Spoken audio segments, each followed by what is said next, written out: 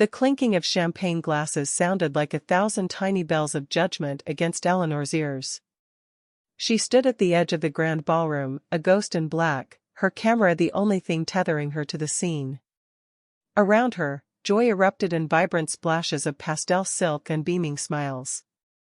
It was the Henderson wedding, a meticulously planned affair of opulent excess, and she was just the hired help, the silent observer paid to capture a happiness that felt entirely alien. The stiff fabric of her slacks and blouse felt less like professional attire and more like a barrier, a stark uniform of loneliness that separated her from the swirling, laughing mass of humanity. She was here, but not part of it. A chronic condition of her life. She lifted her camera, the familiar weight a small comfort in her hands. Through the lens, the world became manageable, framed and composed. She found a couple locked in a slow dance, their foreheads pressed together, a private universe of two. A pang of something sharp and hollow echoed in her chest.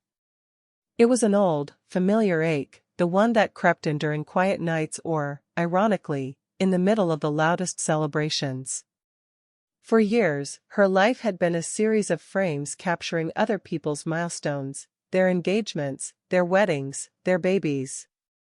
Her own life, meanwhile, felt like a roll of undeveloped film, full of potential but perpetually stuck in the dark. Getting the shot, are we? A slick voice cut through her concentration. Mark, the wedding planner, materialized beside her, a flute of champagne in his hand and a condescending smirk on his lips. He smelled of expensive cologne and cheap ambition. Make sure you get my good side. The lighting in here really accentuates my bone structure. Eleanor lowered her camera, forcing a neutral expression. I'm focusing on the bride and groom, Mark, he chuckled, a dry, grating sound. Of course, of course. Just remember who's signing your check. We need happy, vibrant, marketable joy. None of that moody, artistic stuff you're so fond of. This isn't some back alley gallery, it's a wedding. He took a deliberate sip of his champagne, his eyes scanning her with casual dismissal. You know, I told the Hendersons they should have gone with Peterson. His work has a certain, masculine confidence. But the bride insisted on you. A woman's touch, I suppose. Each word was a small, sharp jab. Masculine confidence. A woman's touch. He made it sound like a liability, a quaint little hobby. The humiliation was a hot flush crawling up her neck. This was her career, the thing she had poured her soul into, and to men like Mark, it was just a side project, a delicate pastime. She had fought for every job, every contract, enduring the subtle and not-so-subtle sexism that permeated her field. She was just as skilled, just as visionary as any of her male counterparts, but she was constantly having to prove it. My work speaks for itself, she said, her voice tighter than she intended. Mark's smirk widened. Oh, it certainly does. He gestured vaguely toward the dance floor. Well, don't let me distract you from capturing all this emotion. He sauntered off, leaving Eleanor feeling small and transparent. The weight of the camera suddenly felt immense, the ballroom walls seemed to close in, and the joyful noise became a deafening roar. She wanted to disappear. She finished the night on autopilot, her professional smile a mask cemented to her face, every click of the shutter a reminder of her isolation. Weeks later, the sting of Mark's words had faded to a dull ache. She was working the annual City Founders Day Festival, a sprawling, chaotic event that was a photographer's dream and a logistical nightmare. The air was thick with the scent of roasted corn and cotton candy, and the sounds were a symphony of cheerful chaos, a live band, the shrieks of children on a carousel, the low hum of thousands of conversations. Eleanor moved through the crowd, a practiced wraith, capturing candid moments of community and connection. A father lifting his daughter onto his shoulders, an elderly couple sharing a funnel cake, teenagers laughing in the shade of a giant oak tree. A sudden commotion near the fountain drew her attention. A little girl, no older than 5, stood alone, her face a crumpled mask of tear-streaked panic. She clutched a half-eaten candied apple, her small shoulders shaking. People glanced at her, their faces etched with momentary concern, before being swept along by the current of the crowd. Eleanor's heart went out to her. She instinctively lowered her camera and moved toward the child, her professional duties forgotten. "Hey there," she said softly, kneeling to the girl's level. "Are you lost?" The girl looked up, her big, brown eyes swimming with tears. She nodded, unable to speak past a hiccuping sob. "Okay, don't you worry," Eleanor said, her voice calm and soothing. "My name is Eleanor." "What's yours?" "Lily," the girl whispered. "That's a beautiful name, Lily. We're going to find your family, I promise." "They can't be far." Eleanor noticed the girl's gaze fixated on the camera hanging from her neck. "Are you a picture princess?" Lily asked, her tears momentarily forgotten. Eleanor couldn't help but smile. "Something like that. I take pictures of all the happy things happening today, Lily." A voice, sharp with authority but laced with panic, cut through the noise. A woman in a police sergeant's uniform was pushing through the crowd, her eyes scanning frantically.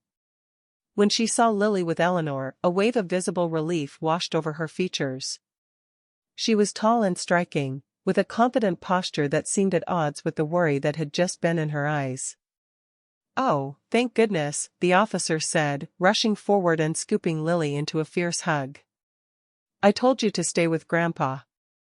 You gave me a heart attack, little bug." She kissed the top of Lily's head before setting her down, her hand remaining firmly on the girl's shoulder. She then turned her attention to Eleanor, her expression softening with gratitude. "Thank you. I'm Sergeant Reyes. My dad was watching her and turned his back for 1 second." "It's no problem at all," Eleanor said, feeling a strange warmth spread through her chest under the officer's steady gaze. She was very brave. "We were just talking about being a picture princess." Sergeant Reyes, Maya, according to her name tag, smiled, a genuine, radiant smile that transformed her face. "Of course she was. Thank you, really. I don't know what I would have done." She looked from Eleanor to her camera and back again. "You're working the event?" Eleanor nodded. "The city hired me to document the festival." "Well, I've interrupted your work." "I'm sorry." Maya's gaze was direct, and Eleanor found she couldn't look away. "Listen, I'd like to thank you properly. You were so kind to her. Let me buy you a coffee sometime this week." As a thank you from a very relieved mom, the offer was unexpected, a simple gesture of kindness that felt monumental. It was a bridge out of her professional solitude. "I'd like that," Eleanor heard herself say, surprised by the sincerity in her own voice. They exchanged numbers, a brief, professional transaction that felt charged with something more. As Maya led a chattering Lily away, Eleanor stood by the fountain, the chaotic noise of the festival fading into a low hum. For the first time in a long time, she felt seen. The coffee shop was a small, quiet place with the rich, comforting scent of roasted beans and old books. Eleanor arrived a few minutes early, her nerves aflutter. She chose a small table in the corner, a defensive habit. When Maya walked in, out of uniform, in a simple gray sweater and jeans, she looked softer, more approachable, yet she still carried an undeniable air of competence. Her smile was just as warm as Eleanor remembered. "Thanks for meeting me," Maya said, sliding into the chair opposite her. "I feel like I owe you at least a lifetime supply of caffeine for your help the other day." Eleanor laughed, the sound feeling rusty in her own ears. "One latte should cover it." "How's Lily?" "Currently trying to convince her grandpa that candied apples are a suitable breakfast food." "It's a losing battle for him," I think. Maya's eyes crinkled at the corners when she spoke of her daughter. The conversation flowed easily after that, moving from light topics like the festival and the city to something deeper.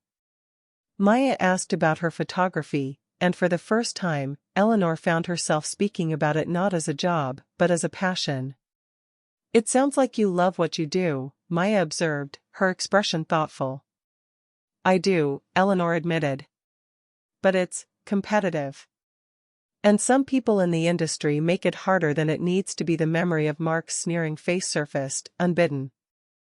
She found herself telling Maya about him, about the constant, subtle dismissals and the fight to be taken seriously.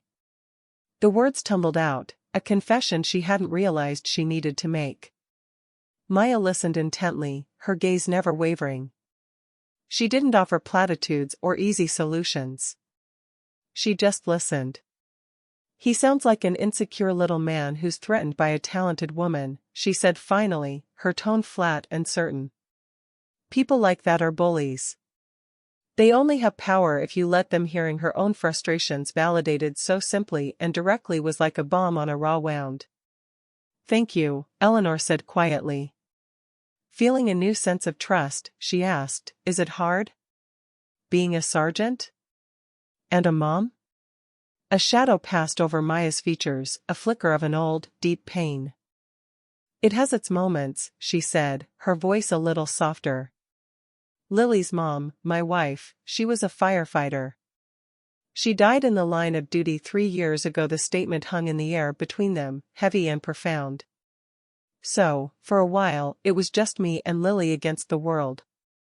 My dad helps a lot, but there are days when the loneliness is loud." The vulnerability in Maya's voice resonated deep within Eleanor. Loneliness. That was a language she understood intimately. They sat in a comfortable silence for a moment, two strangers who had just shared the broken pieces of their lives over coffee. In that quiet little shop, amidst the aroma of brewing coffee, a foundation was being laid, brick by painful, honest brick. The weeks that followed were a blur of discovery. Autumn arrived, painting the city in hues of gold and crimson.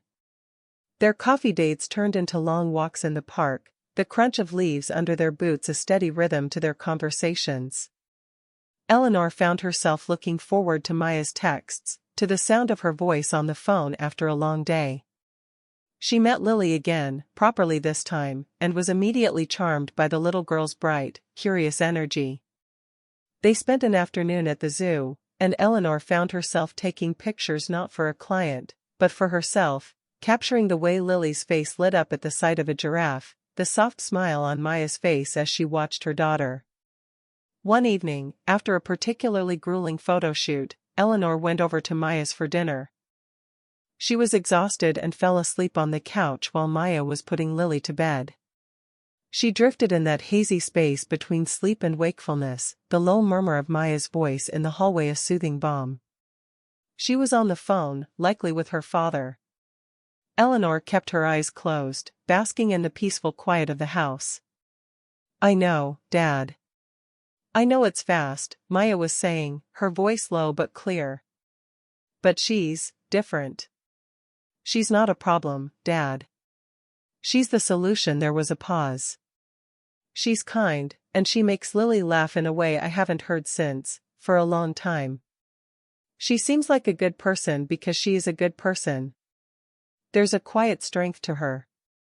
"I'm not going to mess this up." Eleanor's breath caught in her throat. Every insecurity, every fear that she was just a temporary distraction, that she was somehow not enough, dissolved in the face of Maya's quiet, fierce defense. "She is a good person." It was the simplest affirmation, yet it landed with the force of a revelation. Lying there, feigning sleep, Eleanor felt a profound sense of peace settle over her. She wasn't just a lonely photographer anymore. She was someone worth defending. She was someone who made Lily laugh. Their first kiss happened a week later, on Eleanor's doorstep after a movie. The autumn air was crisp, scented with rain and wood smoke. The moment was unhurried, a natural conclusion to an evening spent sharing popcorn and whispered jokes in the dark.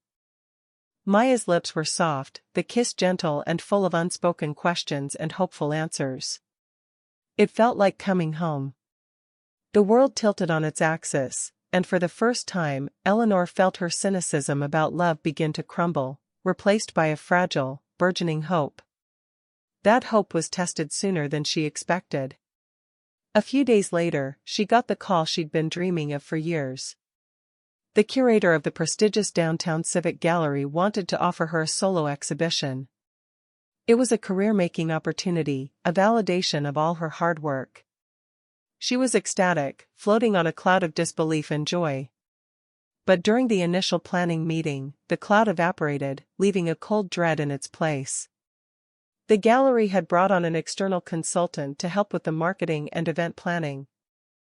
It was Mark. His presence was a dark stain on her brilliant news. He greeted her with that same infuriating smirk, his eyes glinting with a predatory light. Eleanor. Well, well. Look at you, moving up in the world. I'm so glad I'll be here to guide you that night, she told Maya, the words feeling like poison on her tongue. He's going to try to ruin this for me. I know he is. Maya's expression hardened. He won't. I won't let him, but they both knew it was complicated. Maya was a public servant. A whisper of impropriety, a fabricated complaint from someone as connected as Mark, could cause a departmental headache she didn't need. They made a difficult decision. At any event or meeting related to the gallery, they would be nothing more than polite acquaintances. They would have to hide their budding relationship to protect Eleanor's career and Maya's reputation. The secrecy was a constant, low-grade stress. At planning meetings, Eleanor had to endure Mark's condescending remarks while pretending that the steady, supportive woman across the table was just another city official. She ached to reach for Maya's hand under the table, to share a knowing glance. Instead, they communicated in polite, professional tones, their real feelings buried beneath layers of caution. The strain began to wear on her. The joy of her exhibition was being tainted by the fear of Mark's malice. The breaking point came during a final walkthrough of the gallery space. Mark was being particularly odious, questioning every decision Eleanor made about the placement of her photographs. This one is a bit bleak, don't you think, he said, gesturing to a poignant black and white portrait. We're selling a vibrant city, Eleanor, not a funeral. He then turned to the curator and added, with a sickeningly conspiratorial wink, she's very talented, of course, but she gets these opportunities and sometimes I think it might go to her head. The implication was clear, a vile insinuation that she hadn't earned her place. Eleanor felt the blood drain from her face. She managed to hold herself together until the meeting was over, but the moment she got into her car, the tears came, hot and furious. That evening, she couldn't hide her distress from Maya. She recounted the entire incident, her voice thick with a sense of helpless rage. Maya listened, her jaw tight. She pulled Eleanor into her arms, holding her as she cried. When the tears subsided, Maya tilted her chin up, her gaze firm and unwavering. I am done with this, she said, her voice low and resolute. I am done hiding. I am done letting that pathetic little man have this power over you, over us. Maya, my job is to uphold the law and protect people. And that includes protecting the people I love from bullies. The words hung in the air, a beautiful, stunning declaration. I love you, Eleanor. And I choose us. I choose our happiness over the fear of what some insignificant coward might say or do. I am not hiding you. I am not hiding us. Not anymore. The next day, Maya appeared at the gallery during another planning session. She was in full uniform, her presence commanding immediate respect. She walked directly over to Eleanor, ignoring Mark and the curator, and kissed her gently on the cheek. Just wanted to see how it was going, she said, her voice warm and clear for everyone to hear. The space looks incredible. Your work is going to shine in here. Mark's face was a comical picture of shock and confusion. He opened his mouth, then closed it again, for once rendered speechless. The simple, public act of affection was a shield. It was a statement. Bolstered by Maya's courage, Eleanor found her own. Later in the meeting, when Mark tried to undermine her choice of framing, she calmly and firmly shut him down, laying out her artistic reasoning with unshakable confidence. He backed down immediately. The obstacle, once a looming mountain, had been reduced to a pebble. That weekend, Maya's father invited them over for dinner. He pulled Eleanor aside and clasped her hand. I was worried at first, he admitted, his gruff voice thick with emotion. But Maya, she's happier than I've seen her in years. And Lily adores you. Welcome to the family, kid. The night of the gallery opening was a dream. The space was filled with people, their voices a low, appreciative buzz as they moved from one photograph to the next. Eleanor's work, her vision, was finally on display, celebrated and respected. She saw her friends, her colleagues, and even the city's mayor, all of them congratulating her. But her eyes kept finding Maya, who stood with Lily and her father, watching Eleanor with a look of pure, unadulterated pride. She was standing in front of her favorite piece, a candid shot she'd taken in the park weeks ago. It was of Maya and Lily, caught mid-laugh, their heads thrown back in pure joy, the autumn sun filtering through the trees and creating a halo around them. It was a picture of love, of resilience, of a family remade. Maya came to stand beside her, Lily holding her hand. "This one is my favorite," Maya said softly. "Mine too," Eleanor whispered, her heart full. "You know," Maya began, her voice suddenly serious. "When I first met you, I was just a sergeant doing my job, and a mom terrified she'd lost her daughter. My world was orderly, but it was gray.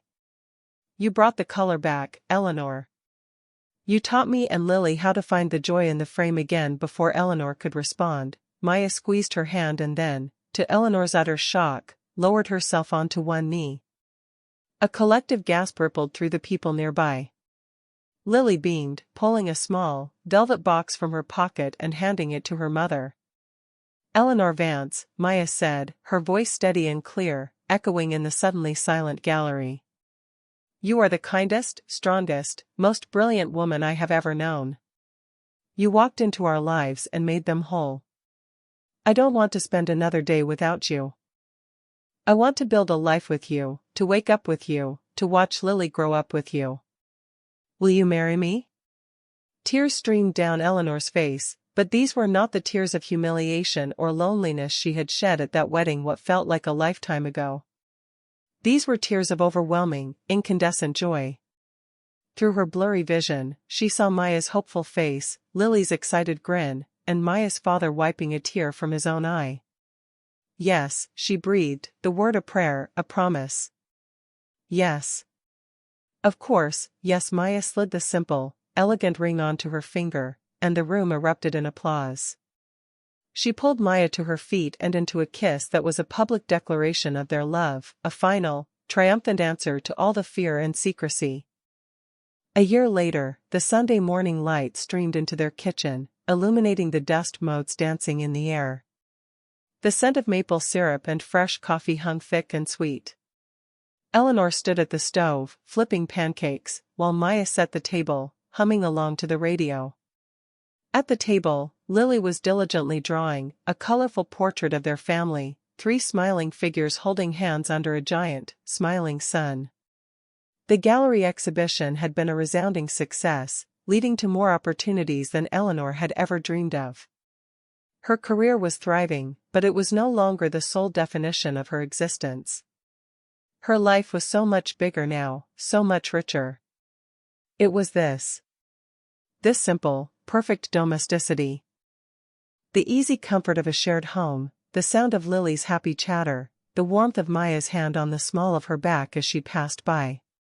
She carried a plate of pancakes to the table and sat down, watching her family. She thought back to that lonely night at the Henderson wedding, a ghost in a ballroom, convinced she was destined to be an observer of other people's happiness. It was amazing, she mused, how the worst, most humiliating moments could inadvertently set you on a path to the greatest joy.